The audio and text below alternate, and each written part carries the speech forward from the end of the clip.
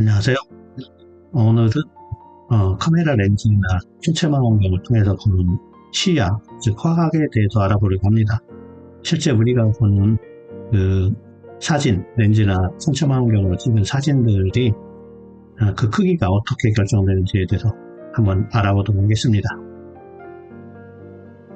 지금 보는 사진이 달과 남산타워가 함께 찍힌 건데요. 35mm 렌즈로 촬영한 것입니다.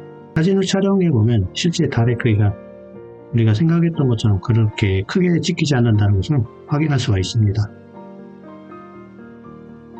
남산의 달을 촬영하면서 예전에 상영했던 서울의 달이라는 재미있었던 드라마가 떠오르네요.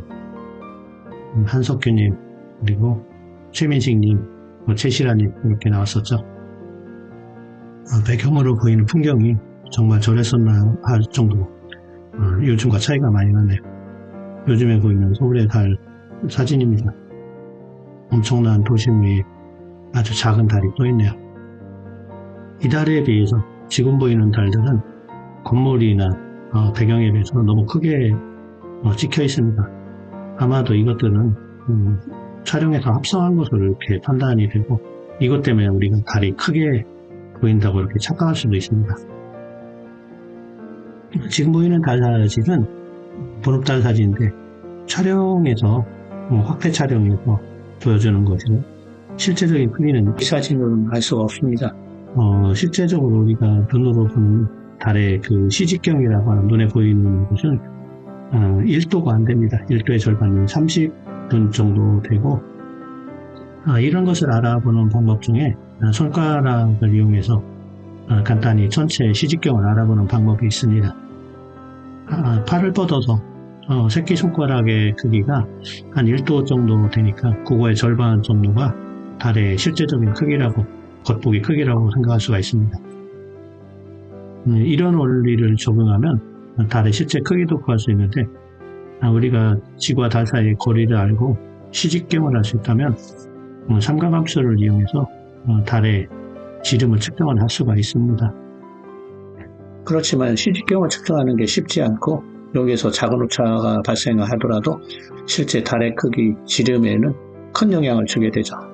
그래서 지금 보는 사진이 실제 달 풍경 사진에서 보이는 실제 달 크기라고 생각하면 됩니다. 14mm로 촬영한 사진이고요. 이런 사진은 예술적으로는 가치가 있지만 실제적으로는 존재할 수 없는 사진이라고 생각하시면 됩니다. 이번에는 다른 전체 사진을 한번 비교해 보겠습니다. 지금 보이는 것은 안드로메다와 풍경 사진이 같이 촬영된 것인데 제가 촬영을 해 합성한 사진입니다. 이런 사진도 존재할 수가 없는 것이죠. 왜냐하면 크기와 밝기가 너무 서로 다르게 차이나기 때문이죠. 실제 안드로메다가 촬영된다면 지금 보는 것 정도의 크기로 촬영이 됩니다. 그 이유는 달의 크기와 안드로메다의 크기가 시직경이 거의 같은 30분각을 이루기 때문입니다. 사람의 시력이 지원이 된다면 실제로 보면 안드로메다는 이 정도 크기로 보인다는 뜻입니다.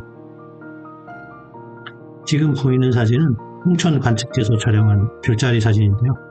위쪽으로 안드로메다 은하가 보입니다. 14mm 렌즈로 촬영했을 때 안드로메다가 이 정도 크기로 촬영이 됩니다. 이 14mm 렌즈에 풀프레임 6D 카메라를 연결해서 촬영을 하고 있습니다. 이 사진은 캐논 6D의 시그마 35mm 렌즈를 이용해서 촬영한 서울에서 촬영한 은하수 사진입니다. 풀프레임 카메라에 50mm 렌즈를 사용해서 보는 화각이 사람의 시야와 가장 유사하다고 합니다. 그래서 이 경우를 배열의 기준으로 삼습니다. 지금 보이는 사진이 50mm의 풀프레임으로 촬영한 것인데 이게 배열의 기준이 된다고 생각하시면 되죠. 그러면 50mm 렌즈부터 초점거리를 2배씩 증가시켜가면서 화각의 변화를 알아보도록 하겠습니다. 지금 이 사진이 50mm 렌즈와 풀프레임의 화각입니다. 크기는 1964, 1080으로 설정을 했습니다. 이 사진은 100mm 렌즈를 사용한 경우의 화각인데 화각의 크기가 2분의 1로 줄어들었습니다. 그러나 이미지의 크기를 원판의 크기로 만들면 그만큼 확대되는 효과가 있습니다. 그리고 이 사진은 200mm 화각에 해당되는 사진입니다. 역시 화각이 좁아진 만큼 확대 효과가 있습니다. 그리고 이것은 400mm에 해당되는 화각의 영역이고요. 화각이 줄어든 만큼 확대 효과는 훨씬 더 커졌습니다. 지금 보는 것은 800mm에 해당되는 화각의 영역입니다. 800mm 화각은 50mm에 비해서 16배 화각은 작고 그리고 배율은 16배 크게 나타나는 그런 현상을 보입니다. 렌즈나 망원경의 초점거리가 길어지면 배율은 높아지고 그만큼 시야는 좁아집니다. 시야가 좁아진다는 것은 그 작은 좁은 영역의 것을 우리가 확대해서 보게 되는 그런 효과가 있는 것이죠. 그래서 모니터에서도 작게 촬영된 것을 같은 화면에 1920, 7080 사이즈로 보기 때문에 확대되어 보이는 듯한 현상이 보이는 거죠. 화각의 크기를 실제 촬영한 안드로메다 은하 사진에 적용해 보겠습니다. 지금 영상은 스텔라리움으로 보고 있는 건데요. 50mm 렌즈에 해당되는 안드로메다 은하의 크기입니다. 50mm 캐논 렌즈와 캐논 6D 카메라의 조합으로 촬영한 것이고요. 사진의 왼쪽으로 안드로메다 은하의 크기를 50mm 사이즈로 비교해 볼 수가 있습니다. 다음은 100mm 렌즈로 촬영한 화각을 보여주는데요. 실제 촬영한 사진은 없어서 스텔라리움 사진으로만 대체하겠습니다. 그리고 200mm 화각에 해당되는 스텔라리움 화면이고요. 이것은 실제로 70-200mm 렌즈를 사용해서 촬영했습니다. 사진에서 보는 것이 70-200mm 망원 줌 렌즈를 200mm로 설정해서 촬영한 안드로메다 은하 사진입니다. 마찬가지 같은 렌즈로 다른 날 촬영한 안드로메다 은하 사진이고요. 촬영에 사용한 캐논 6D도 풀프레임 카메라입니다. 200mm 렌즈는 상당히 고배율이기 때문에 삼각대가 아니라 적도의라는 추적 장치를 통해서 촬영을 해야만 가능합니다. 드디어 천체망원경을 사용한 안드로메다 은하 사진입니다. 700mm 초점거리가 있는 펜탁스 105mm 굴절망원경을 촬영한 안드로메다 은하 사진입니다.